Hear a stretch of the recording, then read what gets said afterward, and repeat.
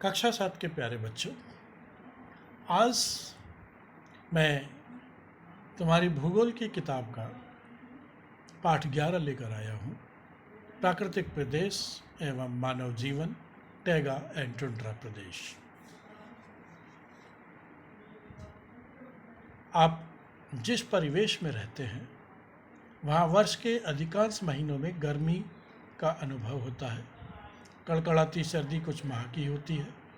क्या आपने कभी विचार किया है कि जब हमारी पृथ्वी इतनी बड़ी है तो क्या सब जगह एक जैसा ही अनुभव होता होगा? कल्पना कीजिए यदि वर्ष के अधिकांश महीनों में हाड़ कपा देने वाली सर्दी पड़ती और कुछ महीनों के लिए झील व तालाबों का पानी बर्फ़ की तरह जम जाता, तो यहाँ के पेड़ पौधे, जीव जंतु और हमारे जीवन पर क्या प्रभाव पड़ता? आइए ऐसे क्षेत्रों के बारे में जानें। हम बात कर रहे हैं टैगा प्रदेश की। यह प्रदेश उत्तरी गोलार्ध के 50 डिग्री नॉर्थ से 65 डिग्री नॉर्थ के बीच में स्थित है। इसका विस्तार उत्तरी अमेरिका महाद्वीप में अलास्का से लेकर लेब्राडोर तक और यूरेशिया में फिनलैंड से लेकर उत्तर पूर्व साइबेरिया तक पाया जाता है। मानचित्र 11.1 में इस प्रदेश के विस्तार में आप अवलोकन कर सकते हैं। ये देख सकते हैं आप, इधर भूमध्य रेखा दिखाई गई है और टैगा प्रदेश है इधर।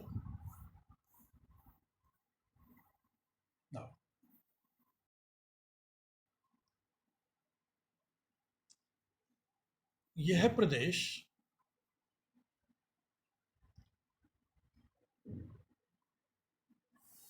इस प्रदेश की जलवायु बहुत विषम है। यहाँ शीत ऋतु लंबी और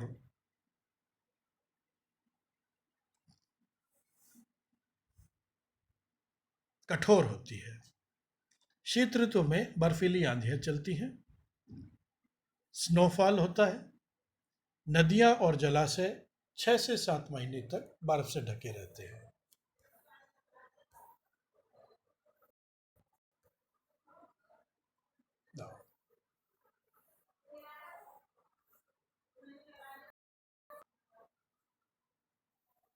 ये देख सकते हैं।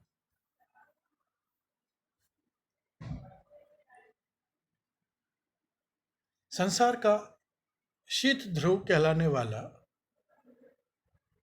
वयस्क इसी प्रदेश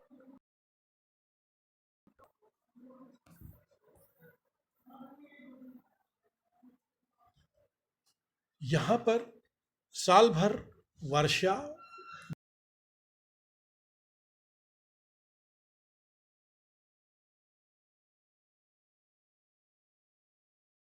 जल, टैगा रूसी भाषा का शब्द है। इस आधार पर ही इसे टैगा प्रदेश कहा जाता है।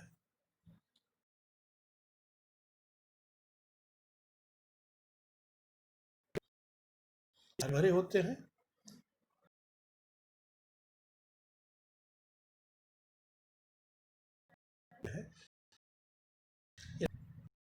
भी कहा जाता है।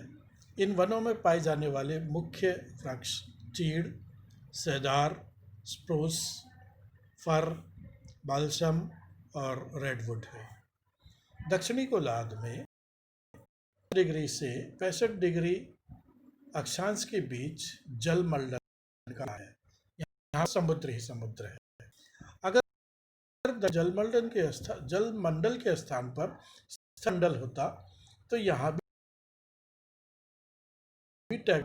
अब यहाँ पे कौन से जीव जंतु रहते होंगे और खाते होंगे, आपके सोचने का विषय है। यहाँ की मिट्टी कैसी है? वर्ष के अधिकांश समय धरातल पर स्थायी रूप से बर्फ जमी रहती है और रूप में कम वर्ण मिट्टी का विकास नहीं हो पाता। यहाँ की मिट्टी पथरीली है, जिसे पर्जौल मिट्टी कहा जाता है। यह मिट्टी कृषि की दृष्टि से अनुपजाऊ है, इसलिए यहाँ के लोग वन और प्राकृतिक संसाधनों पर आश्रित है। जीव जंतु, इस प्रदेश में जीव जंतुओं के शरीर की रचना इस तरह से होती है कि वे शीतकाल की कठोरता को सहन कर सकते हैं। अधिकांश जीव जंतु मोटी खाल बाल वाले होते हैं। इन्हें समूरदार जानवर कहते हैं। यहाँ रेंडियर, कैरिबो, बीवर, हिरन, बारहसिंगा, रीछ, लोमड़ी आदि साथ जीव जंतुओं के आहार की भी समस्या होती है। शीतकाल में धरातल पर बर्फ जम जाती है, तब ऐसी परिस्थितियों में कुछ जीव जंतु शीत निद्रा में चले जाते हैं, मतलब वो भूमि के नीचे निष्क्रिय पड़े रहते हैं। सांप के समय भूमि के नीचे छिप जाते हैं। कुछ छोटे जीव बर्फ की परत के नीचे हो जाते हैं। वे बर्फ से ढकी झाड़ियों में अपना आहार ग्रहण करते रहते हैं, जैसे मछली। कुछ प्राणी जाड़ों के लिए पहले ही आहार का संग्रह कर लेते हैं, जैसे बीवर।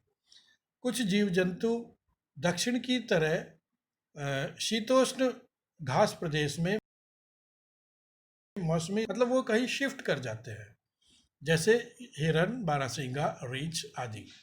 शीत ऋतु में साइबेरिया के पक्षी भारत के उत्तरी मैदानों में शरण ले लेते हैं और ग्रीष्मकाल आने पर फिर से साइबेरिया चले जाते हैं। अब यहाँ की ह्यूमन लाइफ, यहाँ बर्फ जमी रहती है, गर्मी कम समय के लिए पड़ती है और ज़मीन अनुपजाऊ है, तो यहाँ कृषि का विकास बहुत कठिन है। विषम जलवायु होने के कारण टैगा प्रदेश की जनसंख्या भी बहुत कम है। इस प्रदेश के भीतरी भागों के कुछ जनजातियां पाई जाती हैं। लकड़ी की कटाई, चिराई और खानों से खनिज निकालने के लिए यहाँ कुछ नई बस्तियां स्थापित हुई हैं। यहाँ पर पेड़ की कटाई महीने से की जाती है, मशीन से की जाती है। लठों से इमारती लकड़ी, लुगदी, कागज, दियासलाई, खंबे, फर्नीचर आदि पदार्थ तैयार किए जाते हैं। कनाडा के उत्तर पूर्वी भाग में जल विद्युत की सुविधा होने के कारण यहाँ वन व्यवसाय अधिक उन्नतिशील है। यहाँ का सबसे अधिक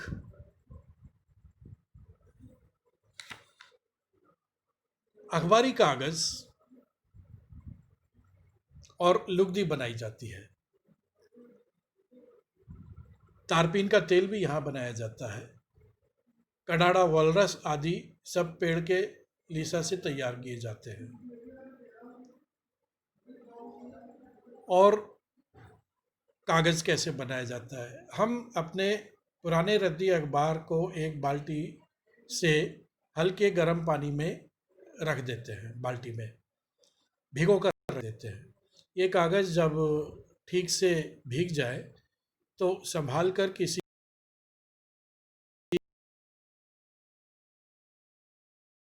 डाल देते हैं और रंगीन। अब यहाँ के कुछ निवासी मछली पकड़कर जीवन निर्वाह करते हैं, जैसे सफ़ेद लोमड़ी, रेंडियर। अच्छा जी, अब यहाँ पर इस प्रदेश की सीमा पर जौ, राई, आलू पैदा किया जा सकता है। साइबेरिया में ट्रांस साइबेरियन रेल और कनाडा में कैनेडियन पैसिफिक रेल मार्ग इस वन प्रदेश के दक्षिणी सीमा पर है। अब बात करेंगे टुंड्रा। आप ग्लोब के मानचित्र पर उत्तरी ध्रुव को देखिए। उत्तरी ध्रुव के चारों ओर एक बड़ा सा सफ़ेद क्षेत्र दिखाई देता है। यह आर्कटिक सागर है, जो पूरे वर्ष बर्फ से ढका रहता है। यह टुंड्रा प्रदेश है। यह उत्तरी गोलार्ध में 65 डिग्री उत्तर में एक पतली पेटी के रूप में फैला हुआ है। इरा क्षेत्र में एशिया, यूरोप और उत्तरी अमेरिका के उत्तरी भाग इसके अंतर्गत आ जाते हैं। टुंड्रा प्रदेश में कई महीने लगातार रात रहती है और कई महीने लगातार दिन। यहाँ 3 महीने नवंबर, दिसंबर और जनवरी में सूर्य दिखता है, जबकि 3 महीने मई, जून, जुलाई में सूर्य अस्त नहीं होता। ऐसा क्यों होता है? ऐसा इसलिए होता है कि जहाँ पर सूर्य उत्तरी ध्रुव के बिल्कुल ऊपर आ जाता है और पृथ्वी अपनी धुरी पर घूमती रहती है, तो वो हर समय वो बना रहता है। तो यहाँ पर ठंड भी सबसे ज़्यादा होती है। आप कल्पना कर सकते हैं कि अभ्यास पुस्तिका पर आप कल्पना करके ये लिखें कि हमारा क्षेत्र भी अगर 8 महीने बर्फ से ढका रहे तो यहाँ की जीवन शैली कैसी हो जाएगी। सर्दी के महीनों में यहाँ इतनी ठंड पड़ती है टुंड्रा में कि झीलें, नदी, समुद्र सब जम जाते हैं। तेज बर्फीली हवाएं चलती हैं और स्नोफॉल होता है। अच्छा, यहाँ की वनस्पति, यहाँ पर वनस्पति को उगने के लिए नमी और ताप की होती है। यहाँ पर नमी तो है लेकिन ताप नहीं है, इस कारण यहाँ वनस्पति नहीं उग पाती। यहाँ पर वही वनस्पति होती है जो बहुत ठंडी दशाओं को सहन करने की क्षमता रखती है। सूर्य के प्रकाश की कमी और अत्यधिक ठंड के कारण यहाँ के अधिकतर पौधे गुच्छेदार हैं और 5 से 8 सेंटीमीटर ऊंचाई तक ही होते हैं। झाड़ियाँ प्राय उन भागों में विकसित होती है जहाँ पर वर्षा बर्फ का ढेर नहीं जा सके। इसमें जीव जंतु, यहाँ पर रेनडियर, पोलर बियर, लोमड़ी, मस्क बेल, कैरिबो, भेड़िया, ये सब पाए जाते हैं।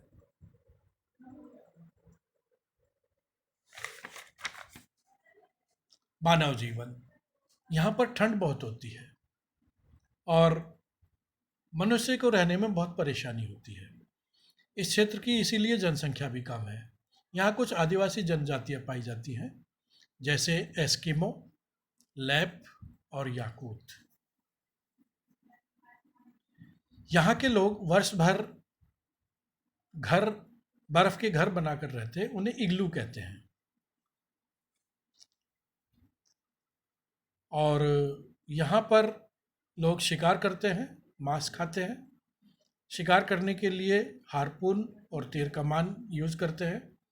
एक नाव होती है उनके पास शिकार करने के लिए, जिसे कयाक कहते हैं। यहाँ के लोग जानवरों को मारकर उसकी खाल निकालकर सुखा लेते हैं। ये खालें पहनने, ओढ़ने, बिछाने, तंबू बनाने आदि के काम आती है।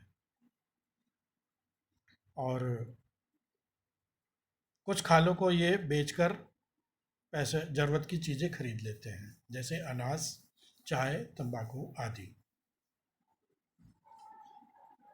यहाँ के लोग रेनडियर और कुत्ते, ध्रुवीय कुत्तों के झुंड पालते हैं। रेनडियर से उन्हें दूध, मांस और चर्बी मिलती है। पिछले 50 वर्षों से टुंड्रा वासियों के जीवन में पर्याप्त अंतर आया है। इसमें स्तर के सुधार के प्रयास किए जा रहे हैं। अब ये लोग खालों के स्थान पर फर वाले कपड़े, हार्पून के स्थान पर मोटर बोट का इस्तेमाल करने लगे हैं।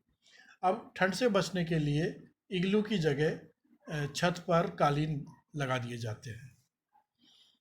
रूस की सरकार ने रेनडियर फार्म बनाए हैं, जिससे उनके जीवन स्तर में सुधार आया है।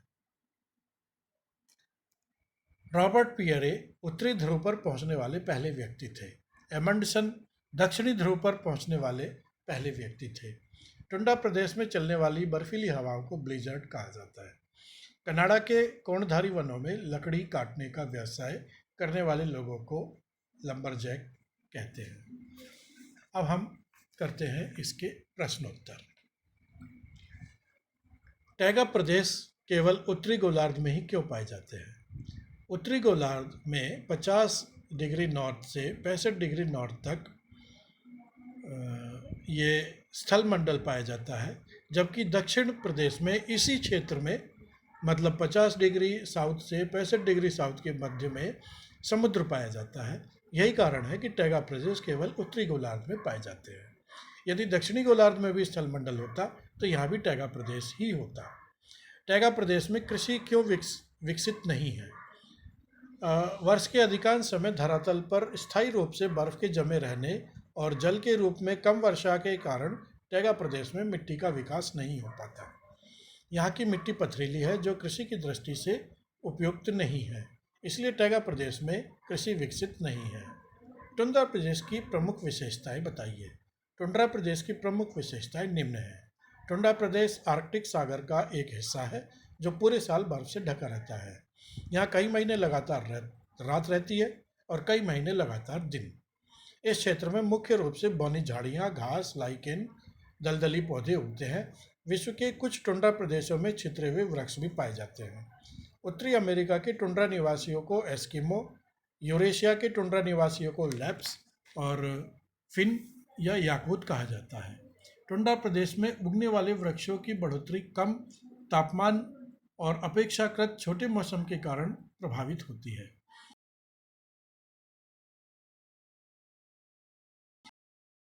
अपने भोजन में मछली के अतिरिक्त रेनडियर के मांस और दूध का उपयोग करते हैं। इस इलाके में रेनडियर, कैरिबो, ध्रुवीय भालू, लोमड़ी, मस्कबेल, खरगोश आदि स्थानीय जीव पाए जाते हैं। यहाँ सील, व्हेल और वालरस आदि जीव हैं। टुंड्रा प्रदेश में कौन कौन सी जनजातियाँ पाई जाती हैं? टुंड्रा प्रदेश में उत्तरी अमेरिका, ग्रीनलैंड आदि में एस्किमो, फिनलैंड में लैप और साइबेरिया में याकूत कही जाने वाली जनजातियाँ पाई जाती हैं। टैगा किस भाषा का शब्द है और इसका अर्थ क्या है? टैगा रूसी भाषा का शब्द है और इसका अर्थ है शंकुआकार वन। सही जोड़े मिलाइए। बारखोयास सबसे ठंडा, कनाडा वॉलरस सुगंधित पदार्थ, कायाक नाव, आर्कटिक विलो झाड़ी, उत्तरी ध्रुव रॉबर्ट पियरे, दक्षिणी ध्रुव एमंडसन। रिक्त स्थानों की पूर्ति। शीतकाल में साइबेरिया के पक्षी भारत के मैदानों में प्रवास करते हैं। बोरियल का वन केवल उत्तरी गोलार्ध में पाए जाते हैं। काई, लाइकेन तथा बर्च टुंड्रा प्रदेश की वनस्पतियां हैं। टैगा में शंकुआकार वन पाए जाते हैं। फिनलैंड को टुंड्रा निवासियों को लैप कहते हैं। टुंड्रा के निवासी शिकार के लिए जिस नाव का प्रयोग करते हैं उसे कयाक कहते हैं। इस पाठ में सिर्फ इतना ही। आपने मेरी बात को ध्यान से सुना, उसके लिए बहुत बहुत धन्यवाद। आपका दिन शुभ रहे।